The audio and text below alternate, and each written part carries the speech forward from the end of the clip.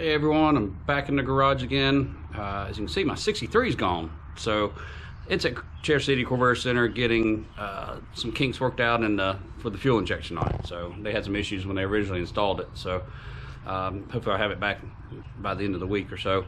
But doing some more work on the 52 today. I'm going to finish with the dome light, the wiring on it, and I also went and took the engine down to a specialist in Huntersville, North Carolina. So I'll drop his information in there. It's a Troy Robinson, old inline power. He specializes in 235s, 261s, but he'll do any inline, any types of inline engine. So I'm not really sure. There's like 2 other engines ahead of me. So, and what he's going to do is take all the items off of my 52 engine and place it on a 64 engine, because the motor mounts will mount up. The 64 has the full pressure oil, the 52 didn't. They changed it in 53 for the Power Glides and the Corvette engine. So I'll get a better engine. So after I finish with the overhead light, then I got to start taking stuff out of the engine bay, get my wiring out. Anything that can come out of there is going to come out to get repainted, and I've got some other stuff on order to start my repainting of that. I've actually got 2 rattle cans of the paint. The place I went to, they couldn't look it up by the paint name, Spring Green. So I gave them the number, the GM number, or the factory number. They looked it up with that, and it came back as light green. So they mixed it up. It looked pretty darn close. So I'll have to do that. Got some stuff on order to mask off everything, but that's got to start today because I need to have the engine bay done before I put the engine in. So it's fixing, cleaning the engine bay, repainting the engine bay, and cleaning off the transmission. It's still at Cherry City Corvair Center. It's just got a lot of grease on it. I'll just go over there on the weekends or something like that, on Saturdays, do some cleaning on it, and hopefully I'll have it done in time for when the engine gets back, and we'll mate the engine and transmission together at their place, and then bring the engine back here, and then I'll be able to put the engine in the car. Get some more friends to help out with that as well. So let's switch to the overhead light. All right, now on the overhead light, if you remember, you got a power and a ground. Probably doesn't matter which one. Now these, I've got to keep these, the original ones in, at least pigtails on them, because I couldn't get them out from here. So I took some liquid electrical tape and beefed up this area right in here.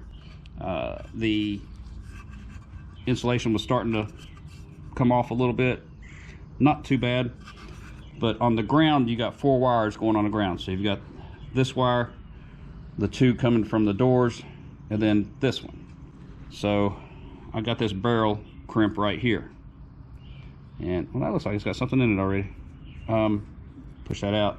So this will take 2 14 gauge on either side of it.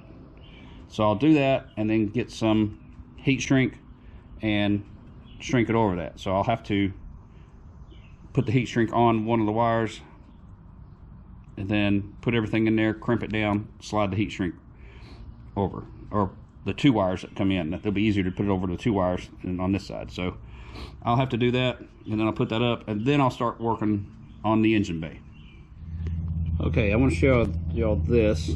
After I made I wasn't getting a good connection on the switch, so I just bent these 2 tabs out. In the switch, you got a spring contactor there, and then on this side, you can see there was a little bit of this oxidation and stuff in there. And also when it came out, there was this piece of trash in here, which is some of the insulation from the wire. So some of that, when I skinned the wire back, that got in there somehow. So I'm going to clean these off with just the wire brush here. Put everything back together and make sure this is clean, and then check my continuity again. All right, now I got my battery charger hooked up, so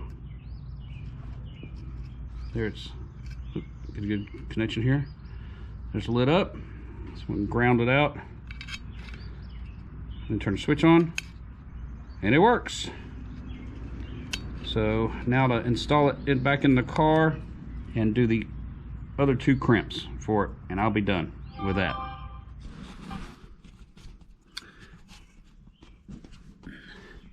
All right, so I've got these 2 crimped up here.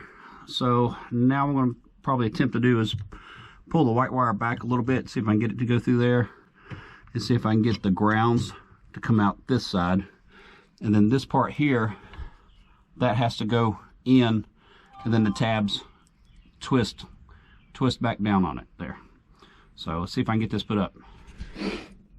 All right, on the connector I did on the back, I had to trim a little bit off the plastic just to get some room to get it back in there.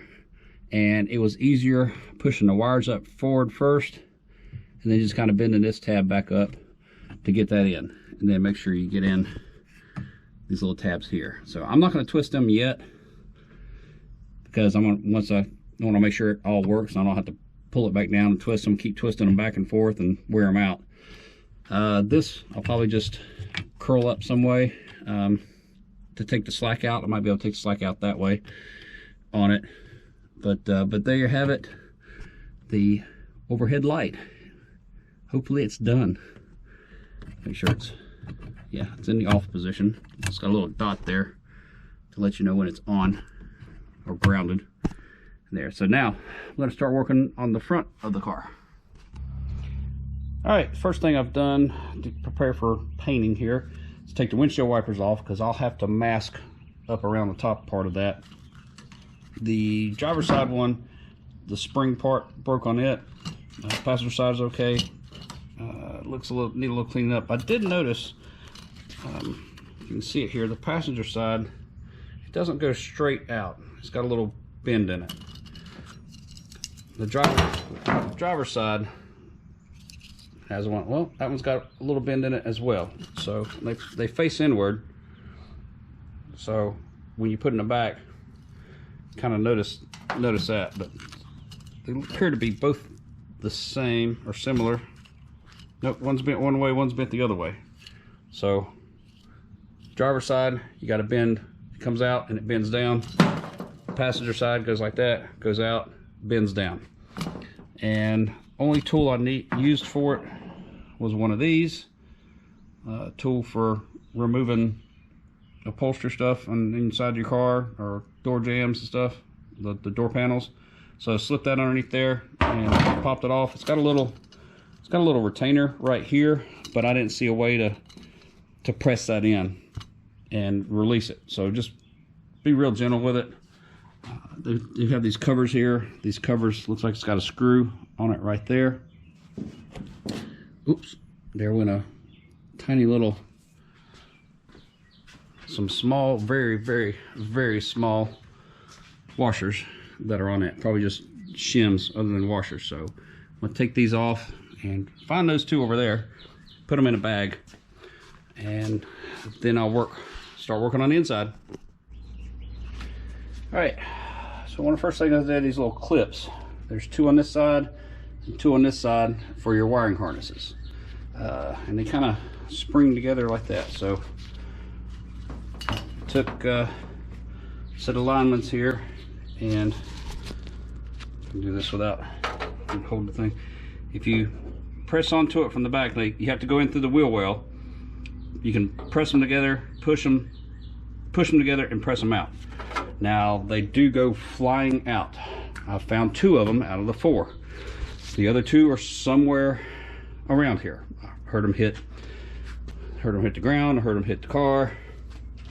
And then also from the wheel well, the passenger side wheel well, drilled out this. Let's see. I got another one left to go. There's one more rivet left to go here to pull. There's another rivet there. So I got 2 more rivets to drill out, and I'll take this out, get a replacement for it, because this is underneath the battery box, but it's where your fresh air comes in to your heater. So let me get that out.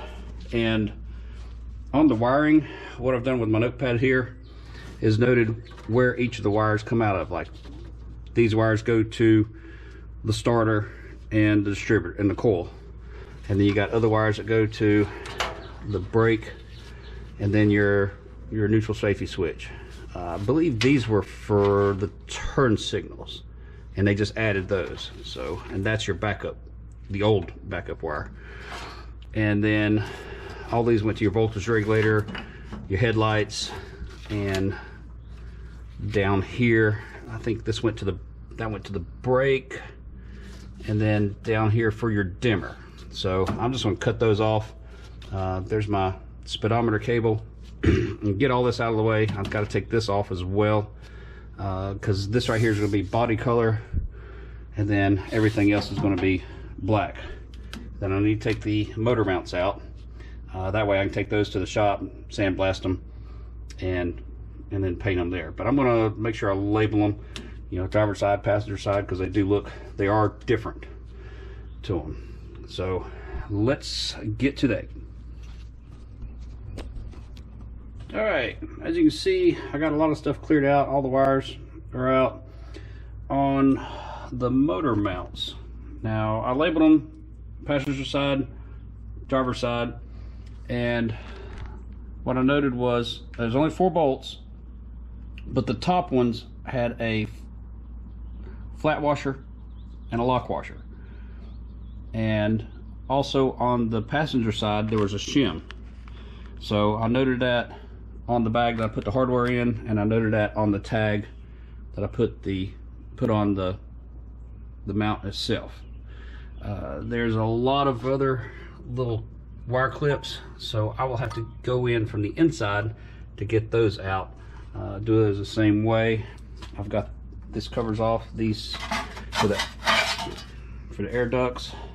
That's something I can take and sandblast and get painted. One last thing, this little, this is a rubber strip, or used to be a rubber strip. There's 3 screws that hold it in place, so I'm gonna have to take both of those off, because I'm gonna have to paint probably all the way up to here on it, at least somewhere in here, kind of blend it in. But I've got this part off as well.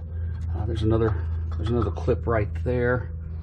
So I think a lot of this is things that go in to hold the insulation on the inside, or the noise canceling stuff. So I might just leave those, or maybe tape them up. If I get some green paint on them, I'll just paint them black.